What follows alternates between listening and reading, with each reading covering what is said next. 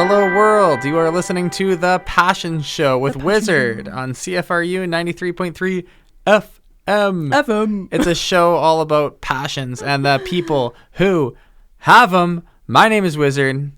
My name is SEQUOIA. Welcome to the show. Thank you very much, Wizard. It's a great pleasure to be here. The people are going to be excited to hear this one. Yeah. Because, really? Because the people know that the first time that my voice was heard on CFRU... Oh my gosh, yeah. Way back in August. True. Humble beginnings. No, not even humble, because that show was a huge get for me. Really? Because that show is iconic. Yeah. Oh, there's nothing humble about that. I was just like boosted into the limelight. Yeah. And then lowered back down into the hidden world of the fashion show. But for a brief shining moment, I got to be on Plato's Rave. Listen, yeah, it's funny that you withheld the name for so long, assuming just to build that anticipation, because everyone knows. Because everybody knows, right? It's like you know, it's everyone knows what the show that combines philosophy and EDM. It's 5-episode glory in which promptly for dear listeners, if you didn't know, Wizard's Passion Show replaced my time slot, and then the second that your show went on air, the Plato's Rave disappeared clean off that site. Really? So the archives aren't even there? No, I can't believe that. Listen. I can't believe that. That would break my heart. I have not been able to find them, which is unfortunate, but that's okay. I'm sure they exist. Because we even yapped about them being saved on a disc and shot into outer space. True. Did we? Oh, yeah. I believe so. I feel like I believe so. But we yapped about a lot of things. Yeah. Anyways, I'm sure they're there. But anyways, it was a good time. So yeah, no, it's really like nice full circle moment. Welcome back. Welcome back to Fridays at 9 p.m. sharp. That's what I say. 9 p.m. sharp. Yeah. Tune in. Go for a nice long car ride. As you should be on Friday Around nights. In circles around 12, I guess. If that's not what you're doing on Friday nights. FM radio. Yeah. Yeah, right. What are you doing? What are you doing? What else would anyone be doing on a Friday evening? Seriously. Like, I could think of, Would you be out? No. No one does that anymore. Who That's does boring. that? That's out. That's going so, out, lame. That's so last year. You should already be back home. You should have gone out at 6. So true. You know, went and done trivia at McCabe's or whatever. Absolutely. Which, by the way, have you ever done that? I did that recently. It was really? So bad. Oh, I love trivia. I love bar trivia. Oh, God. Big bar trivia had me. It's... Oh, what? Tell me. Give me just some of it is fine, but then some of it is so freaking vulgar. Oh, it's the vulgarity. You're right. I'm not a huge fan of vulgarity. Not excessive vulgarity, anyway. And bars can be bad places. I can't even repeat some of the questions because that's how vulgar they are. Oh, even like to me, trivia. The actual trivia itself needs to be pure. True. It needs to be like. I'm enjoying trivia at the best when it's well thought out. It's like Trivial Pursuit style. Trivial Pursuit being all the trivia questions were from the 1980s and further back. No. Like maybe like just the style, the newer Trivial Pursuits. I was playing. I spent a lot of time last weekend playing 2010's Trivial Pursuit. See, that's good. With my parents and my sister. It hit. It was really weird. Yeah. It was like very. The questions were obviously written by millennials. Oh, yeah. Oh, no. And so the categories are called like binge-worthy and hashtag culture, stuff like that. To me, that is not a millennial writing that. That's like a Gen Xer writing that. Probably. To me. Interesting. Yeah, I can see that. Maybe like an elder millennial. Takes. I love them. I wish more people that I know were outrageous about stuff. Ooh, yeah. And it's... those sorts of people I hope will get on my show. Totally. You know what this reminds me of is I heard some media, I think it was this guy named Douglas Rushkoff. He was on our podcast. Okay. But he was kind of saying that AI, like a generative AI outputter thing like ChatGPT or DALL-E, is a great averager of human culture. The best averager ever. It's the best averager. It's the most learned black box ever. Totally. But again, that was it sounds so obvious to say. But I think it was such a thoughtful point to make because I remember the first time I used ChatGPT, first time I used DALL-E or Midjourney, one of those image generating ones. Like, it blew me away. Like, I just had crazy. never, ever seen anything like that. I don't think the world really had. But I think that because he was kind of talking about this stuff in terms of human culture. Yeah, just him saying, like, yeah, this is just, it's the best averager of everything. Every request is going to be, like, the most average thing. And, like, that's totally how it works. It just boggles my mind. Yeah. That it's just the only thing it does, the only thing those large language models do fundamentally is they see a series of words and then they think, what is the most likely word to go next? Absolutely. That's it. Yeah. And not even word, just like unit of meaning, smaller than words. And like when you get that kind of prompt, like you're not gonna get you're not gonna get the rough around the edges. You're not gonna get a unique or strange thing. You're gonna get an average. You're gonna get the sum average of human writing. Totally. Of humanity ever committed to written language. Totally. It just it disturbs me, frankly. When I think about it too much, in it like an exciting way. It's cool. It's amazing and sort of beautiful that we have a machine that can average our output. It can't average. Doesn't know what goes on in the noggin. Yeah. But as far as what's said, which is arguably, I would say, just as important as what's thought, or equally so anyway. Yeah. It can just average that. Like, are you kidding me? It's beautiful and scary. It's like looking into outer space and comprehending just how much, that's how I feel about it. I think that's such a good way to put it because I think that, but it's funny because there are these really sobering moments where you are struck by the beauty and the horror of it. I think, okay, this is going back to my philosophy degree, but perfect. I think that I really can't remember who said this because I was talking to somebody about this at a house party, but they were like, classic. Beauty This is so Plato's rave right now. I know. This is Plato's rave but coded. It was something about how the divine was like essentially a feeling of horror or something. Oh yeah. Beauty, the divine. Anyways, whatever. Really interesting that you say that because I feel like in moments where I have truly experienced horror, like are actually aesthetic in some way.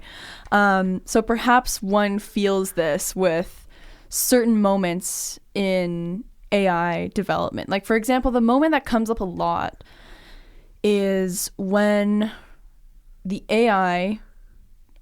which AI was it? I think it was AlphaGo from... I can't remember who. AlphaGo is... which company developed Facebook. that? Facebook, okay. And then OpenGo is Google. OpenGo? I'm pretty sure it's I've called never heard of OpenGo. OpenGo. Well, we've gone into my story. This is point is, amazing that you bring this up. Yeah, it like beat this Go master Lee Sedol. In Go. This was the story I was going to tell. Actually.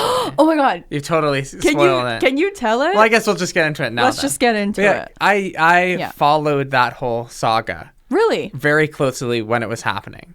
When did it happen again? I believe 2015. Oh my gosh. 2015 or 2016 because I was into it in high school. Okay, yeah. And so for the dear listeners at home who don't know about this, which is probably many of you. A lot, yeah. For those of you listening at home or in your cars, because we know Passion Show listeners love driving their cars. Yeah. Go is a very, very old board game that I believe was invented in China. Yep. In like the Bronze Age, thousands of years ago, and is played all across the world, but is taken very seriously in like Southeast Asia and China. It's played on a 19 by 19 grid with black and white pieces. You go back and forth with your opponent, placing a piece, and that's the only verb you have in this game. Right. So it's way easier to learn theoretically than chess, where there's a bunch of different pieces that have different moves. And Go, it's just, if me and SEQUOIA are playing, we're going back and forth, placing our piece on any of those 396 places we could place it.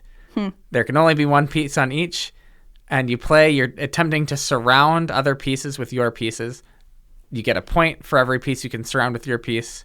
That's it. Simple. But this game, mathematically, game theory-wise, if we're looking at the potential board states, is by the most complicated pre-video game that humanity has ever devised. Yeah. And when game theory as a field of analytics came to be, or at least in our modern understanding of it in the 40s with, Alan Turing, he talked about how, bless his soul, he was said, one day, maybe in 1,000 years, humanity will solve chess.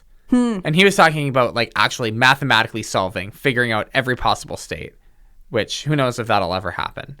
But he said maybe one day we'll get chess, but no thinking machine will ever beat humanity at Go. It's just impossible. It'll be the very last thing that'll ever happen.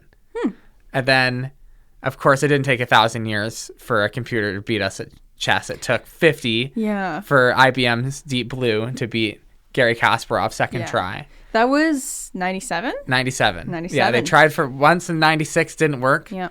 And they hard-coded it specifically against techniques that they knew Garry Kasparov would use. And that's how it beat him, which I think is hilarious. Because it's like the furthest thing from AI. That was just they thought ahead of all of the game states that could happen, that they figured might happen, and they coded it in. But you get to the 2010s, and these massive companies are trying to figure out Go. Because we still have this stinking Go here. Humanity, boo, humanity. That's what Facebook and Google are saying. Yeah. They're like, we've got to defeat these stinky human beings at Go.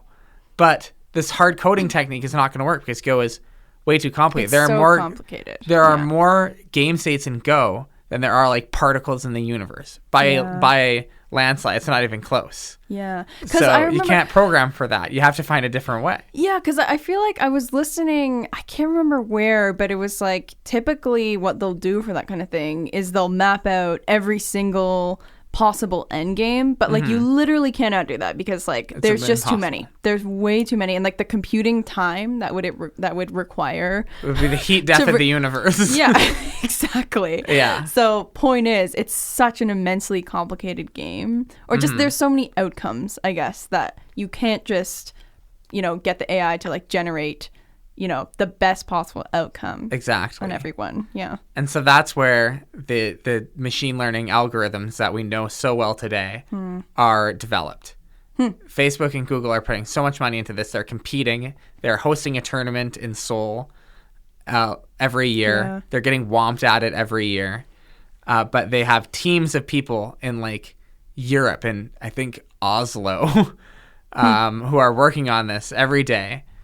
And they have developed a system, and this is fundamentally basically how our modern AIs work, where it will analyze every game of Go converted to binary, and then it'll play games of Go against itself with no knowledge. And every time it loses, it'll backpropagate, which is it'll send what it has learned up itself, up its spine of knowledge. And this all makes sense if you're looking at the math or if you're even looking at graphics. You can sort of understand that, now it knows when this tiny little pattern that it recognizes happens, do this differently. But it's such a small learning that it needs to do this billions of times. But billions is easy. Yeah. 2 to the power of 396, which is the game states. That's hard. Billions, easy peasy. Computer can do billions without breaking a sweat. So it just simply plays a few billion games against itself, and that's how it makes a model. And back in 2014, no one had heard of models when it comes to AI, but I was learning about it because I was a dork. I was following along. Man. And it's funny because this never had any impact on my life other than just knowing a really crazy story. I never went to school for it. I never learned more than just what it means. But I like knowing what it means. Yeah. And so they made these models. And they had them, once they had the models, and the models could compete with each other to get even better. And that's sort of how it gets supercharged. Right. And they go, and AlphaGo beats the Go Grandmaster. And I'll never, ever forget, this is the exciting end of my story. I remember reading an article on Wired magazine, in a real physical magazine, when this happened. And there is a quote from the Go announcer. And Go announcers spend years, like they're like the most professional announcers in the world. Oh yeah. They know that game just as good as the Grandmasters and can explain what is happening. And I'll never ever forget. I've never had this happen to me before or since. Just reading a pretty plain sounding sentence and just being immediately moved to tears by the scope of it. And I'm building this up, but basically the announcer noticed a move that made no sense at all. You know what I'm talking about. Oh yeah. That made no sense at all from the computer, from AlphaGo. And then a few moves later realizes that that move is the master stroke that won the game. Oh, I'm literally getting shivers. And the announcer says that move is not human. Oh my God. It's because it's like Deep Blue is making moves that were brilliant, but they were human. Yes. And every computer thing that had ever happened before that, I would say, was human. Yeah, it was code is art, and even it's something that we do and we make. They're machines, just like clocks. Code is art, just like clocks are art. Yes. But that move is as artful and beautiful and crazy as AlphaGo is. Has it transcended? Has it become something that's not human? I'm not saying it's sentient, but is it not human? I'd say at that moment, yes. Yeah. I don't think ChatGPT is a sentient being. Yeah. But do I think it's like a human? Like in the way that all of the rest of everything that we've made is? I think not, personally. That's my story. That's what I'm passionate about. Thank you. I'm so glad that you knew the details of the story, because I could only tell you the loose parameters of it. But wow, that gave me real shivers. It kind of arrests you. Yeah, it's it really does. And I remember again, I wish I was following this at the time. I wasn't. But when that move was played, that decisive move, the whole Go community was like, how did this happen? Yeah, what does this mean for our game? But all the AlphaGo programmers were freaking out. They were totally freaking out in the control room, being like, whoa. Check the code. Why did this happen? This doesn't make sense. Because it was completely inconceivable. It just went against every single rule of the book. But it's just, it's shocking that is the way that story went, because I think that there's something I don't know whether that was an anomaly. I don't know whether that was the reason that it did eventually edge out that Go Master, or because I wonder. I think it just saw something that we can't, because it looks at the world differently. I wonder. It saw something in a billion. It saw some pattern in a billion games of Go. Totally. That a human being's mind is not built to see. Yeah.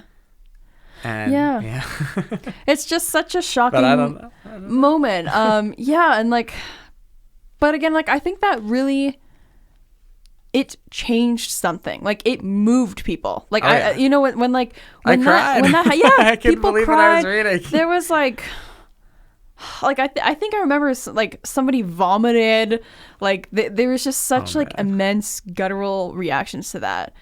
And to me, that I wouldn't brush that off. No. Because I think there's a lot of people being oh, well, I think that's the most important. The reason I can tell that story well is because I think about it all the time. I mean, I think about it all the time too. I think it's incredible. I really, really love that you are the one who brought that up. Yay. Real wizard heads listening to this will hear that moment and they'll be like, oh, Wizard's going crazy right now. Wizard's sitting in his chair and his eyes have popped out of his head. No, actually, you're a really good storyteller, because it made me emotional too. It's just it's remarkable. So I just let the story move through It's about me. Good. It's a story.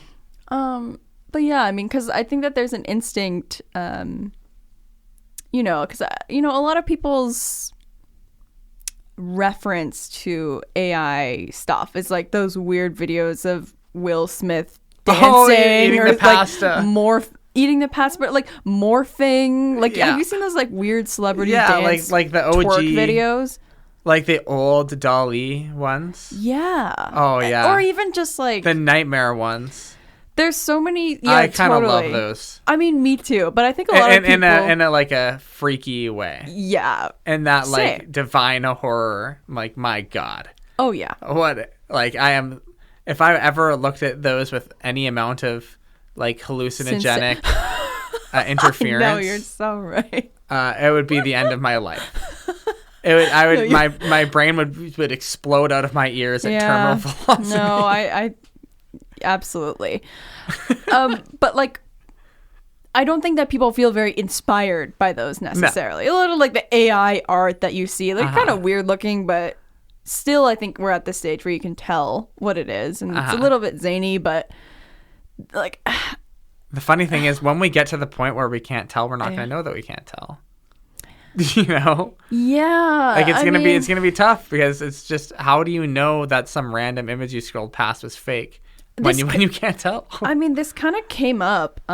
This is gonna take us down a completely different route, but that's fine. With steer the ship. I've done enough steering. No. But with the hurricanes that were ravaging the U.S. That's right. Milton and Helene. How do you pronounce? I only remember Milton. I didn't know about Helene. Okay, well, I've been following that too closely. Okay, no worries.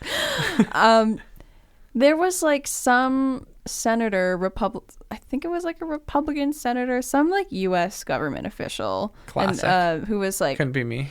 There was this image that was being shared, and it was, gosh, I don't really remember the details of this, but it's like some. This is a broad strokes radio dog. show. Yeah, this is like a kid or dog, like looking really sad. I have seen this. It's like a little baby with a life jacket in the water. Yes, and that was an AI image, and then it was kind of being shared, and there's like a little bit of pushback, being like, "This is an AI image. This isn't real," and then that senator lady repost it. She was like, I don't care that it's an AI image. We're all feeling this right now. We're all really feeling this. And that's just such an interesting moment that we don't even care about. Americans are not ready. Mm-hmm. They are incapable of, no, not incapable, but like, I guess like the climate around truth is non-existent. There's just, it's not even that people are misinformed, but just that they don't care about being informed. There is a carelessness, and there is also just a apathy towards that. Truth is just something that surrounds our feelings and opinions about the world. That's a really good way of putting it. That's like the modern idea of what truth is. But truth is just truth comes after my feelings. Yeah, absolutely. That's the attitude about it, I think. It's crazy. But just seeing that, just particularly bringing it back to the AI discussion, it's just kind of a micro example of, I guess, people's attitudes towards that stuff. Like it didn't matter that was a fake image. Because what matters is that it's true in this this political sense. Totally. And to them, in their heads, to them, that's totally accurate, which is crazy to me because I can't imagine feeling that way about reality. Yeah. But it's where we're at. That's where we're at, and I don't think this is a good analysis by you. That's totally right. I don't put that on me. You set me up. No, but I like the way you put it. But there is discussion about regulation around this kind of stuff, being like, should AI content be watermarked? Like, I think that's a great idea. Definitely. I think that content should be watermarked because, again, for people who don't have digital literacy, who like aren't someone like me or like maybe like you, who kind of have an idea of like what AI is, what AI things look like. Or even who care to know about truth and lies. Totally. And the difference there. Totally. So yeah, I think that we need to be moving a lot faster around. It's going to be hard. Like, if the world governments, or at the very least, let's say the states in Canada, decide tomorrow, we are going to legislate immediately to watermark AI content. Yeah. How is that going to, like, I feel like the people who are the ones pushing AI stuff are quick enough to get ahead of legislation. Yes. I mean, that's already happening, right? Exactly. Even, I mean, like, deep fakes exist. Yes. Like, I mean, even beyond that, like OpenAI, I don't know if you follow this, but OpenAI originally, to go private. They did. Well, they actually did they succeed? They actually did. So they That's are funny. OpenAI kind of started as this company like, we're going to work with regulators. We are going to be open. We're going to be transparent. Like, we're going to release everything. We're going to have transparency reports. Like, that was their whole they're ethos, receiving funding right? from all kinds of different Totally, Silicon because Valley they were companies. like, we're going to do AI right. We're going to make it trustworthy. And then there's a mass exodus from OpenAI. That's a bunch of executives who leave, like dozens, high up, right? And like super high up executives who are like, I'm leaving. And again, kind of fuzzy reasons, but I'm sure that there's like crazy NDAs that they signed because there's all these like curt little exchanges so much on Twitter. money. Yeah. They'll just kind of be like, I have left. And then Sam Altman is kind of like, it was a pleasure having you on board. And like, it's so strange. Anyways. So there's kind of all this mass exodus, and then the company goes private, and there's also been evidence that they're lobbying to, weaken tech legislation and whatnot. So point is, these companies they're not working for our interests. In fact, they are. I was actually the next thing I really wanted to talk about was, this came up earlier, just about, you were mentioning the AI using itself and its own data and its own games, whatever, to like to play against itself and train itself. What's really interesting is that companies like large language models, the LLMs that power something like ChatGPT, have literally gobbled up everything there is on the internet. And these companies are like struggling to find more they words. Literally are. They're hungry for words. They eat knowledge. Yes. It is an all-consuming thing. And like, for me, that is mind-boggling. It is truly mind-boggling to think about how much information they have consumed, stolen, how many are like authors' books that they've eaten up, how much high-quality information, like from newspapers, blogs, even our Google Docs. Like, I think that they can even read our Google Docs, like all the public facing ones, right? Like that's true. Crazy. Yeah, that's absolutely crazy that they're reading. They've already taken information from my Google Docs in my drive. But yeah, so it's just it's crazy to think, okay, is there going to be a limit to how much they can actually train? Because the whole idea was that more data is going to make these better, and that justified them eating more and more and more data. But it's just crazy that they've eaten the entire internet. It's crazy. The wild thing about it to me is that once the data goes in, it's not like saved in there as a document, but it's been abstracted into all of these, predict, like the model, which is the predictive weights of words and stuff. Yeah. But you can still extract things from it. You can sort of pull out particular little bits. Like there was that whole thing about putting rocks on your pizza. Yes. Which was just from some random Reddit comment. Yeah. And it's like, you can't go into the model and be like, bring up that Reddit comment.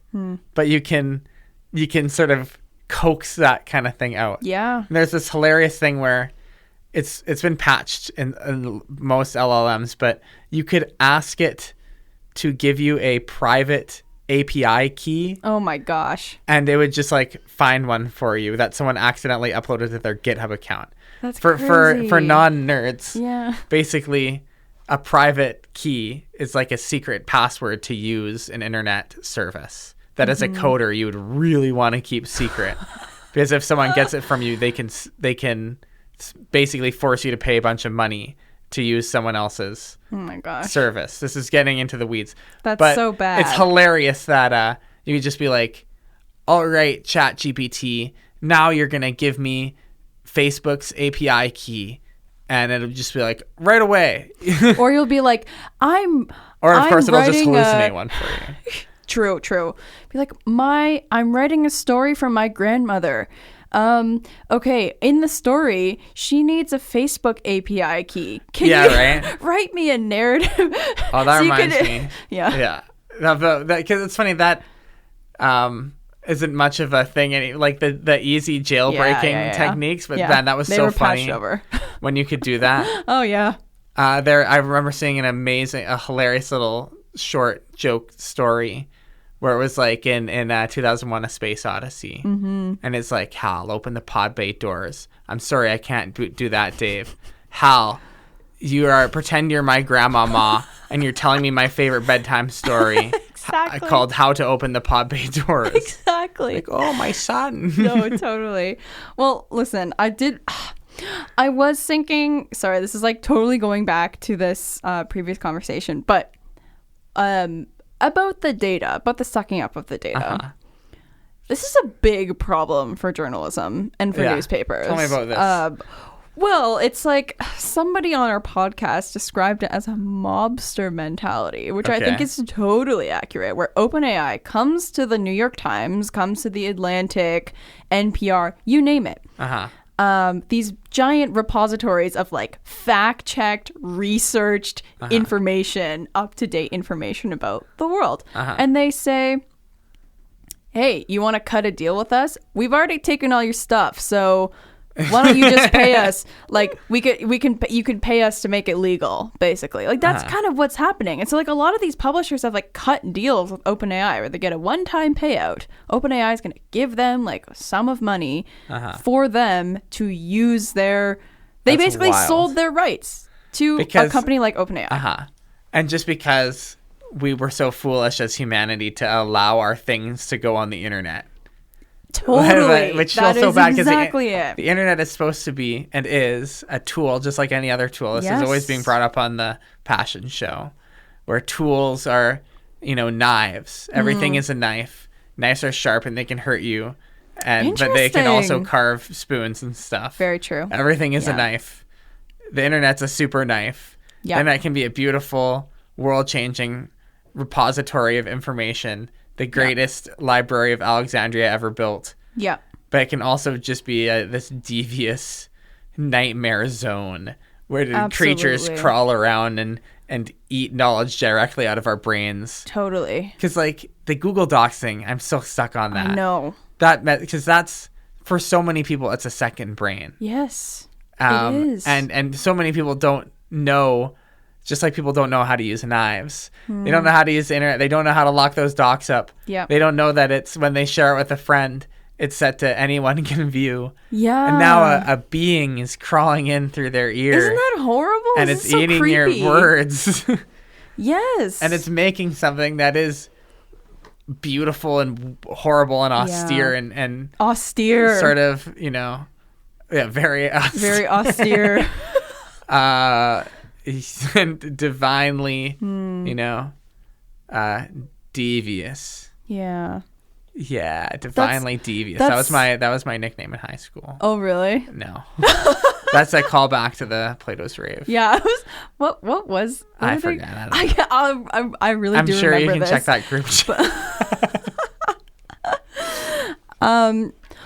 I can't believe how quickly time passes on this show. We only have like 50 minutes left, but okay. Yeah, so we got a good 12 minutes left on the. Oh, true. On the for docket. The ad breaks. Well, I do want to mention. Break. So the last person. Well, okay. Well, it's I say that because it comes out later. But point is, we recorded this interview with this amazing professor named Ruha Benjamin. She just won the Genius Award. What? Yeah, such a thing exists? There's like it's literally an award, a grant where I think there's 24. They randomly choose 24, not randomly, but like a probably selection. with a great amount of. But the point is, they come from all over. So Okay. it's not like it's Like not different in disciplines. a specific field. Totally. And it's an $800,000 check Wow. for being a genius. I wonder if they got a genius award for a radio strings show attached. host. I mean, yeah, probably. I think so. Like, 'Cause I think that you should get that for Plato's Rave. oh no, I think that the Passion Show should get that. It's a much more long-term endeavor. No, But, maybe. okay, Well, I guess she- that's empirically true. Yes, you deserve it. But she has this whole, so like a lot of her thinking. So she wrote this book called Imagination. Actually, I really recommend all of her books. They're so good.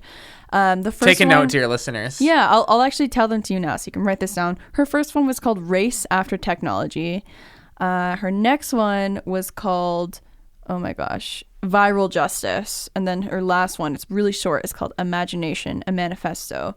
And I just wanted Love to a good manifesto. I know, me too. I wanted to share this, I don't know, just like this idea that really resonated with me. It's this idea that the Silicon Valley tech elites are, it's kind of, again, full circle maybe, relates to what I first mentioned off the top.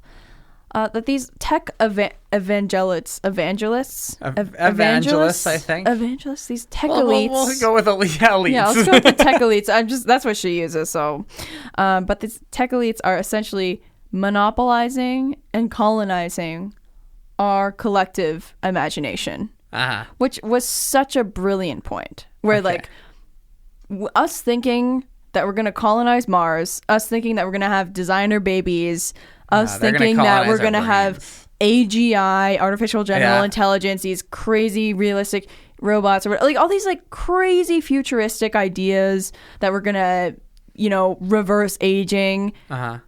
That is a totally normal and fine imagination to have. And that is totally the result of these Silicon Valley elite who are shaping what we think is possible. Instead of imagining a world where we don't have police, or where there isn't massive income inequality, or where kids get free education. Like that is it's such a grift. It is. It's being put on us to think about this goofy, you know, sort of future, the sci-fi future, instead of the real future. Exactly. And like I just thought that was such a good point. Like just the things that we deem acceptable to dream about, and the things that people say, nah, that's just not realistic, or like, yeah, this is gonna be real. Because like there's no reason that a crazy AGI thing is, I mean, like we could totally have a world in which we say that's stupid and impossible, and that's such a waste of resources. But that's not what we have right now at all.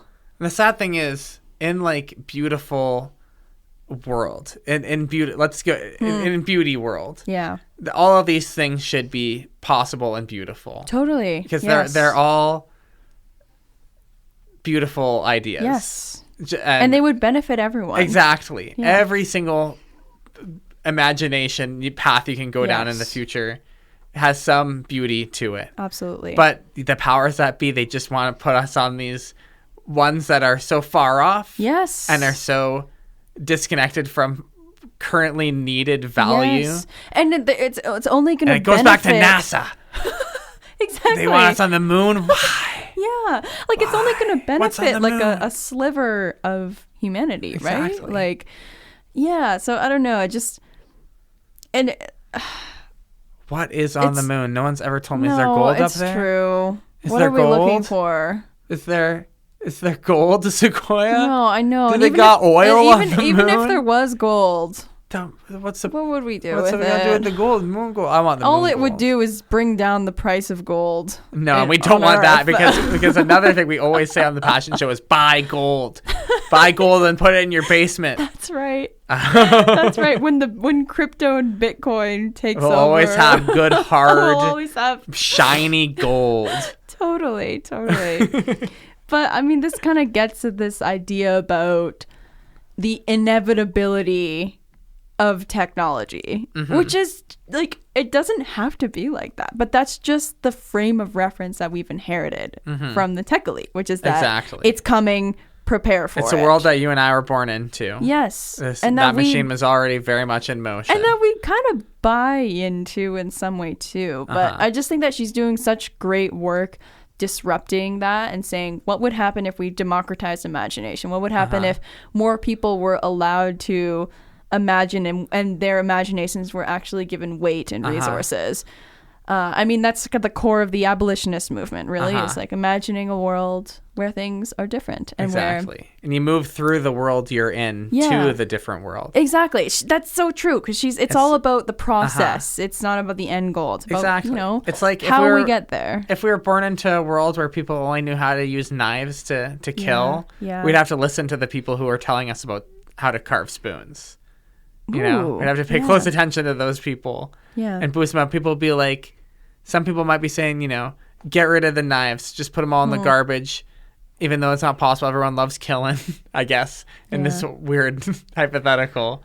But we'd have to get to spoon reality. True. What an ingeniously sideways but this knife is good world. That's my new fiction radio show. No, but that's good because it's an active imagination. So I guess you're enacting it. Yeah. World. Totally.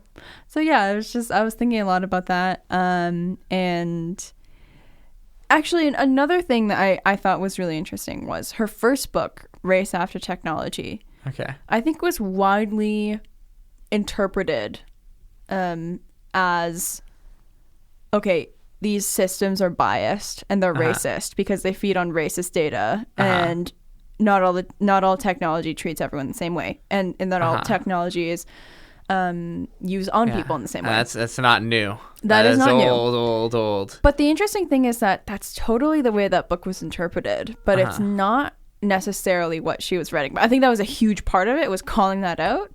Like, for example, she mentions this funny example where some person was driving and then Google Maps said, turn right onto Malcolm 10 Boulevard instead of Malcolm X Boulevard. Malcolm Anyways, I mean, that's a very small example, but, all kinds of stuff. Like, there was a racist Google incidents with, like, them representing black people as criminals and, like, whatever. And all the, like, facial recognition. Facial recognition. Just being such a... Totally. Absolutely. So all that stuff. Point is, I think what her thing has increasingly become is that it's not, these aren't just glitches, like these because a glitch implies that there's going to be a technological solution. And it's like, oops, that was wrong. But it's way, I guess her point is it's way more systematic. This is like a much broader issue. Anyways, let's go on. The point of a system is what it does. Pause a win. That's an old thing. Wait, say system that again? Analysis. The point of a system is what it does. Okay. That's the idea that trying to come up with a thing, a point for a system to have that isn't just what the system actually does and accomplishes is not a useful way to analyze it. Interesting. The point of a system is what it does. And so if we want to know the point of racist technological systems, we have to understand that that's what they're supposed to be. Yes, absolutely. That's some fundamental level. That's what they're made to do because it's what they do. Yeah. And that's such on that note. Oh, that's such a good point. Oh, I wish we could go on. Yeah, I wish we could talk about this forever. But everything is a political decision. Every data set you use is a political decision. That's totally what that's getting at, and I completely agree. Oh, okay. And the point of this system, the passion show system, I don't know. What does it do? Listeners at home, you decide. Yeah. Call in. Call in, us. please. Send me a Email, message. I beg you. Pigeon. Get on it, everyone. Get on it. Go head on down over to Instagram. Head on down. Wizard.collective. That's me. Ooh, nice. And there is a tradition that we have. We have 1 minute. Okay. As always, I always, forget this. But every Passion Show episode ends with a sharing of gratitude. Oh, isn't that nice? That's so nice. I'll go first. Okay. Then you can share gratitude because I want you to end the show. Okay, sure. I'm grateful for board games. I'm grateful for knowledge. I'm grateful for words. I'm grateful for tools, the tools that I use that are dangerous, but I try to use them to create beauty. And I'm inspired by my friends and comrades who do the same thing. I am complete. That's what I'm grateful for. Oh. What are you grateful for? This is such a nice tradition. So there's always too many people to be grateful for, but 3 things came to mind. I am grateful to be in Guelph with my family and friends. I'm not too often down here. Usually I'm in Montreal, so I'm very grateful for Guelph. I'm very grateful for you and this show and for thinking of me and having me on, because this has been so much fun. And it's a really fantastic show. And I would also say to be topical. I'm very grateful for the people in tech and in AI, in those worlds, that are pushing this technology to be more humane, to be more equitable. Full circle. Yeah, totally. And just to make this technology, I guess, democratic, safe, useful, and inspiring, I guess. So yeah, just to all those like resistors and critical thinkers, I'm very appreciative, and I've learned a lot from them, and I really commend them. Beautiful. So, yeah. Thank you so much for being on the show. Thank you so much, Wizard. I've been Wizard. I've been Sequoia. Stay passionate. Peace.